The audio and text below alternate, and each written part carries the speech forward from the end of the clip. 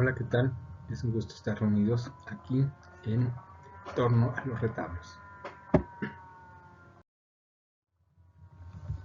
Este trabajo nos aproxima a la manera en cómo comprendemos las cosas a través de nuestra interpretación, de nuestra relación con ellas y por lo tanto, reitero, es un acercamiento conceptual antes que una manera definitiva y definitoria para acceder al universo retablístico que ahora nos une. Las denominaciones usadas para hablar de los retablos en perspectiva, que son más tratados desde el concepto de retablo pintado, del que también se agregan otras designaciones, nos hablan de quienes los abordan y las cuestiones que abordan, pero también nos habla de aquellos que se omiten. Retablos simulados, fingidos, efímeros, ilusionistas en tela, retablo mural, pintura de retablo, son algunos términos que hablan del mismo objeto. No se trata de encontrar una definición totalizadora, no existe como tal, sino de entrever lo que nos permiten las distintas formas de nombrarla para sumar ideas y delimitar claramente lo que se hace y lo que no en favor de este bien mueble. Al parecer, el uso frecuente del término retablo pintado hace que este tipo de retablo se atienda más desde lo pictórico que desde lo retablístico. Por lo anterior, por dicha omisión, es que me inclino por el término de retablo en perspectiva y que en el texto, en la exposición, expreso.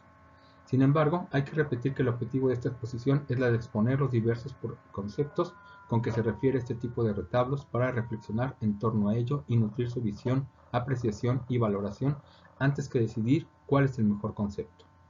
Para terminar con esta idea, no puedo dejar de pensar en las distintas convenciones para definir un retablo desde diferentes miradas en una comunidad que se preocupa por restaurar el suyo y mantenerle digno.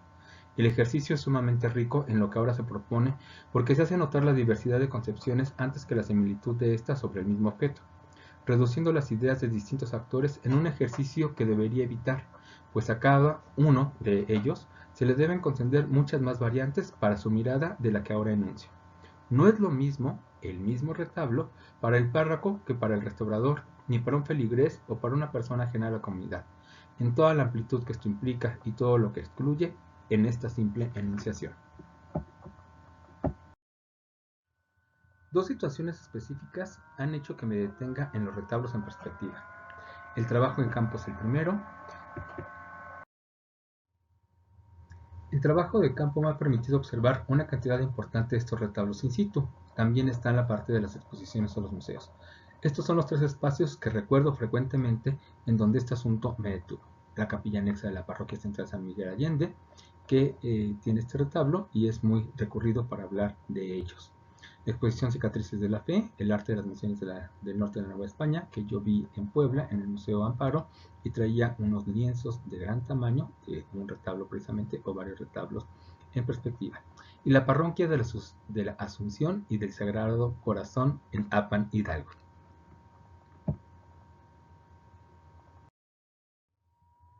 Les estoy mostrando uno de los retablos precisamente de Apan, Hidalgo.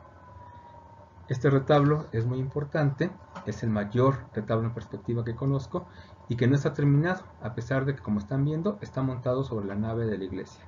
Y hay otro más en la sacristía que ahorita les voy a mostrar. Les voy a poner estas imágenes del retablo que, insisto, es de gran tamaño, es del tamaño del retablo mayor. Y está este otro que está en la sacristía, ¿no? Es de menor tamaño, pero cuya calidad, como estamos viendo, y propuesta iconográfica me ha cautivado. En un congreso anterior di parte de un avance sobre este trabajo que estoy haciendo, en el cual, precisamente como se llama la ponencia y el texto, daba noticia de distintos retablos en la región de Puebla-Tlaxcala. En ese entonces eran cerca de 40 y por supuesto que la lista ha estado creciendo. Lo importante aquí era ver que estos retablos son más comunes de lo que en realidad estábamos pensando. Dentro del grupo de retablos que me interesaron, en este caso, se encuentran unos que están en San Martín Texmelucan, en Puebla, en el convento de María Magdalena. Es un grupo de retablos que están dentro de la iglesia, insisto, y que han sufrido distintas transformaciones y que me permiten indagar en la tipología precisamente de los sucesos sobre estos retablos. Aquí vemos la imagen de dos de los retablos uno que se encuentra detrás, uno que de plano no lo podemos ver. En este caso se integró otra estructura de madera a el retablo como elemento principal.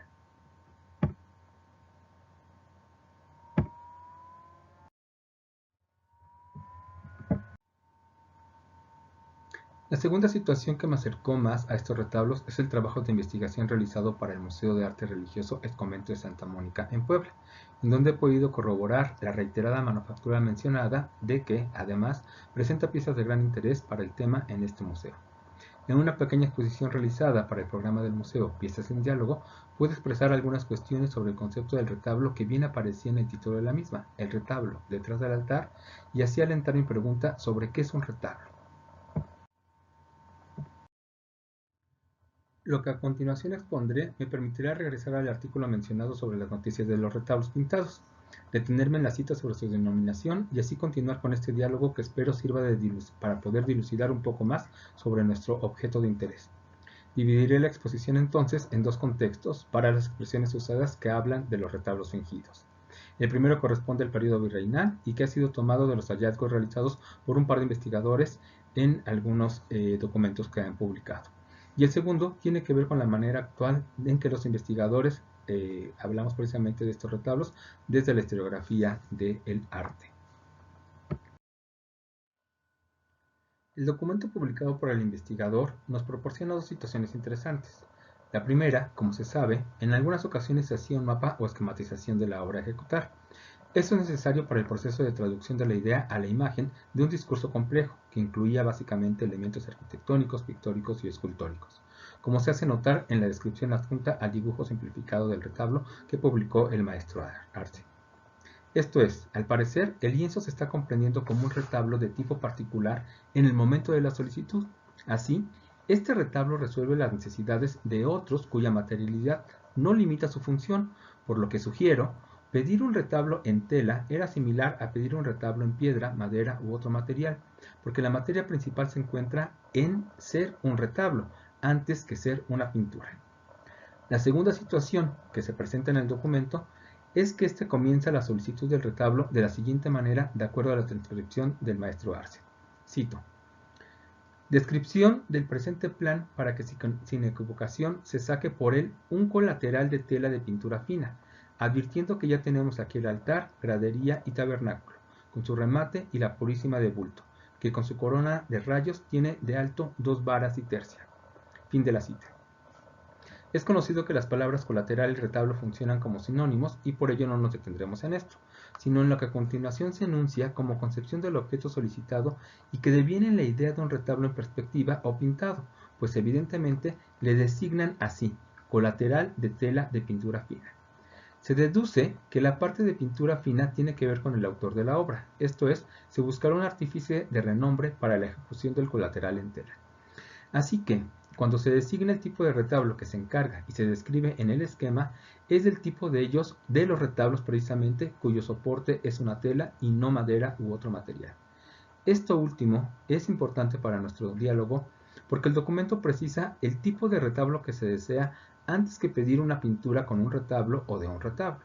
Sugiero, otra vez, que quien realiza la descripción trata, concibe o considera al objeto descrito como un colateral y no como una pintura, como un colateral cuyo soporte material es el lienzo y que si bien su ejecución está en lo pictórico, el objeto pertenece al universo de lo retablístico.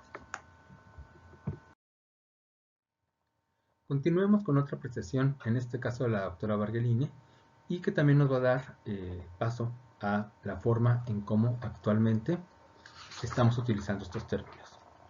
El segundo párrafo nos interesa para exponer otra manera de cómo se entendía este tipo de retablos en la región norte de la Nueva España. Cuando se habla de perspectiva, se habla de una manera de representar en un plano el espacio y la sensación del mismo con respecto a quien observa. Esto es, se crea una simulación de la percepción del volumen o la tridimensionalidad desde el ojo del espectador. De esta forma, una característica importante de estos objetos para el momento era que simularan volumen o el espacio tridimensional, tal y como funcionaba en los retablos de madera o de otro material. Más que resaltar el material que tenía por soporte, lo tenía, en este caso, se va a poner énfasis en la manera de tratar el espacio pictórico, cuando se utiliza la denominación de perspectiva. Insisto, este era otro tipo de retablo que resolvía situaciones específicas de las necesidades de los que lo solicitaban, pero que solo implicaban otro tipo de retablos en la diversidad material, pero no eran considerados básicamente como una pintura de ellos. En el primer párrafo nos llama la atención la afirmación de que estos retablos son la respuesta inventiva de un género pictórico por parte del gremio de los pintores para resolver necesidades económicas y de traslado del momento. Creo que esta idea es parte de otras más que se desean resolver y que buscan que las cuestiones actuales las podamos abordar. La presencia de arquitecturas fingidas o en perspectiva es conocida y aplicada en Europa y en España, de donde seguramente llega esta propuesta al territorio americano, desde antes de su expansión. Hay vestigios importantes de pintura mural donde aparecen retablos en diversos conventos, sugiriendo que esto fue uno de los primeros recursos para la ornamentación de los espacios sacros. Cuautinchan es un ejemplo. En el templo franciscano de Cuautinchan, estoy citando, existe un colateral dedicado a San Diego de Alcalá, de factura posterior al retablo principal y cuya factura es típica del manierismo. Detrás de este retablo apareció otro pintado sobre el muro. Fin de la cita.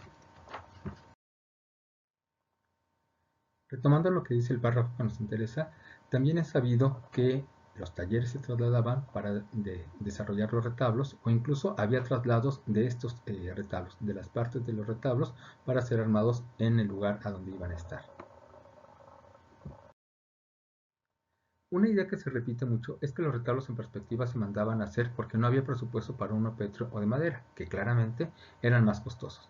Esta idea la encontramos puntualmente en Bonnet Blanco y en otros autores. Una particularidad interesante que puede leerse entre líneas de esta idea son las características de rapidez y calidad con la que también cuenta este tipo de retablo, más allá del prejuicio económico, que también le viene a favor. Además, reitera la importancia del mismo para el momento. Sabemos que todas las iglesias debían estar adornadas dignamente y los retablos eran parte de este ajuar plausible. Así que, en lugar de tener un menesteroso retablo de madera, se podía tener un sobresaliente retablo en perspectiva. A este asunto económico, Monterrosa le agrega otra idea. Cito: estos retablos, los pintados, se hacían en forma provisional, en espera de tener suficiente dinero para mandarlos tallar en madera, o bien se hacían como modelo para que el ebanista, que debía tallarlo, tuviera enfrente de él las proporciones a seguir. Fin de la cita. Difícilmente creo que la propuesta de Monterrosa, como si se tratase de la minificción de Borges del rigor de la ciencia, funcionara como tal. Hacer un mapa del tamaño real del retablo para cuando llegase o se hiciese el de madera suena poco práctico. Sin embargo, es interesante y necesario saber de dónde le proviene la idea, pues por muy impráctica que parezca, algo debió generarla y sustentarla. ¿Será acaso estos retablos detrás de los retablos los que están detrás de ello? Vayamos a otro concepto. En este caso, la investigadora se expresa con el concepto descriptivo de gran pintura mural en forma de retablo. Cuando Siancas habla en estos términos, nos remite directamente a la magnitud del retablo visto y a la técnica que le permite ubicarlo en su descripción histórico-artística. El retablo entero de pintura fina con el que comenzamos esta segunda parte del recorrido medía, según las notas del dibujo, 11 varas, esto es, cerca de 10 metros. No sería cualquier cosa. Así que, estas máquinas iconográficas, que serían depositadas sobre los muros de los espacios sacros, regularmente tenían dos opciones. Una, la de que el muro fuese el soporte pictórico principal, y dos, la de que en el muro se depositara un lienzo como soporte del retablo. El siguiente ejemplo para acceder a estos retablos es una de mis anécdotas favoritas y recurrentes en este mundo del retablo en perspectiva, ya que me ayudó a formular las preguntas sobre cómo los tratamos actualmente, desde la historiografía del arte, cómo los nombramos y en dónde los ubicamos o categorizamos de acuerdo a esto. Cuando estaba buscando la referencia de este retablo, se me dificultó, por supuesto, la búsqueda, pues en el libro del investigador, este no aparece en el apartado de retablos de la iglesia, sino en el apartado de pintura. La manera de nombrar el retablo como pintura-retablo justifica la disposición fuera del capítulo de retablos porque, insisto, y esto me permite regresar al punto de partida de la exposición, la manera como nombramos las cosas, como accedemos a ellas, que es parte de las relaciones que establecemos con ellas, define nuestra manera de entenderlas, categorizarlas y por lo tanto usarlas o tratarlas, como es el caso. No se está diciendo que sea correcto o incorrecto el uso de ciertas nomenclaturas, sino que, muy al contrario de ello, es importante entenderlas para saber los límites y alcances de las diversas miradas que hay sobre un mismo evento, un sujeto o un objeto, y así nutrirse de ellas. Un concepto une a las citas anteriores, y es el de trampantojo, una estrategia pictórica que puede resumirse en el engaño visual para el asunto que estamos tratando, pero que no repara ahí cuando se busca como una habilidad del oficio pictórico por simular texturas, por aparentar espacio, por dar calidad a la imagen creada que sustituye a la realidad enunciada en el lienzo. El trampantojo es útil en la medida de ser un objetivo antes que ser un resultado gratuito de la simulación. Esto también une a nuestros objetos de interés con el teatro, y que Bonet Blanco, que ya abordamos anteriormente, aborda en su texto El retablo barroco, escenografía e imagen. En la capital angelopolitana hay una escenografía en sí que está en la capilla de San Ildefonso y que no he podido evitar considerar para la tabla de los retablos y altares en perspectiva. Esta última cita, porque el espacio lo requiere, pero que espero que sea notorio, que se hace falta a trabajar muchísimo más sobre todo esto, esta resume varios puntos anteriores, sobre todo la preocupación por atender esta área del retablo en perspectiva para el beneficio del mismo como patrimonio cultural religioso en los distintos territorios que éste se ha desplegado como parte de nosotros.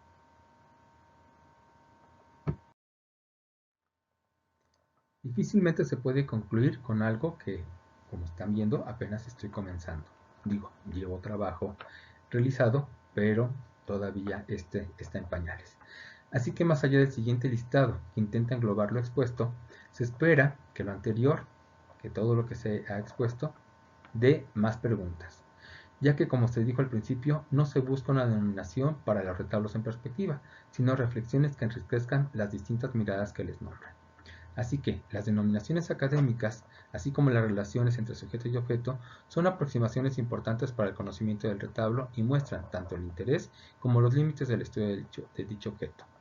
Por otro lado, los diversos nombres con que son llamados los retablos en perspectiva aluden a las diversas posibilidades para acercarse a ellos, yendo desde las cuestiones materiales, cuando se les denomina retablos pintados, hasta las técnicas de impronta, cuando se les menciona como retablos en perspectiva, pasando por todas las variantes de las cuales ya hemos hablado. Los retablos en tela o en perspectiva, como son llamados en su momento, eran una posibilidad de categoría de retablo como lo fueron los de otra materialidad o los de otro tipo. El uso del término retablo pintado ha llevado a que los retablos de este tipo sean abordados actualmente como un objeto pictórico artístico, antes que como uno retablístico, mermando un poco su apreciación y estudio, pero sin dejar de tomarlos en cuenta como objeto de interés de la historia del arte. La diversidad de los conceptos que denominan un retablo, cuya materialidad atiende a lo pictórico, habla de las posibilidades para atenderle y estudiarle. A mi parecer, el título de retablo en perspectiva ayuda más al conocimiento y valoración de este tipo de retablos, pues incluye aspectos de materialidad y técnica plástica sin someterles a la condición pictórica que les es evidente, pero que les apresa actualmente y les aleja de lo retablístico. Esto es, yo ahora prefiero llamarles retablos en perspectiva. Pero, lejos de cómo se les nombre, lo que creo que es importante es saber que se entiende en tanto lo que hemos estado enunciando el día de hoy con respecto a los retablos en perspectiva y que estos no son solamente el espacio pictórico en donde se desenvuelven. ¿Ustedes qué piensan? ¿Cómo deberíamos entonces llamar a los retablos en perspectiva para no alejarlos de su impronta retablística? ¿Cuáles son las características de un retablo y cuáles las particulares de una perspectiva? ¿Están de acuerdo, como yo, con Godard y Schopenhauer sobre el nombre de las cosas? Agradezco su atención y espero que esto nos permita el diálogo sobre los retablos en perspectiva. Gracias.